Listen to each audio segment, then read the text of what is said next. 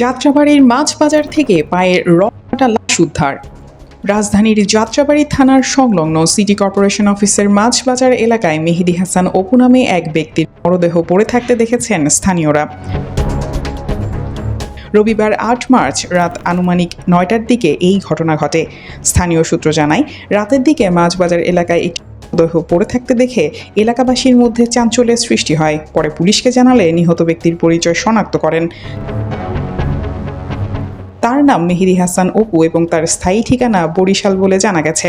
সূত্র আরও জানায়, মরদেহে মারধরের চিহ্ন ছিল এবং তার পায়ের রক্ত অবস্থায় পড়ে থাকতে দেখা যায়।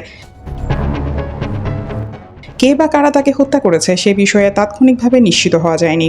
স্থানীয়রা জানান, নিহত মেহেদী হাসান অপু মাদক কারবারের সঙ্গে যুক্ত ছিলেন বলে এলাকায় প্রচলিত ধারণা রয়েছে। বিভিন্ন সময় তাকে মাদক সংশ্লিষ্ট ব্যক্তিদের সঙ্গে ঘোরাফেরা করতে দেখা গেছে বলেও দাবি করেন তারা। ঘটনার পর বিষয়টি আইন শৃঙ্খলা বাহিনীকে জানানো হয়েছে বলে স্থানীয়রা জানিয়েছেন। এই ঘটনায় এলাকায় চাঞ্চল্যের সৃষ্টি হয়েছে এবং ঘটনার সুষ্ঠু তদন্ত করে জড়িতদের আইনের আওতায় আনার দাবি জানিয়েছেন এলাকাবাসী। ডেস্ক নিউজ, অগ্রযাত্রা প্রতিদিন। অগ্রযাত্রা প্রতিদিন, নির্ভীক প্রত্যয়ে উজ্জীবিত।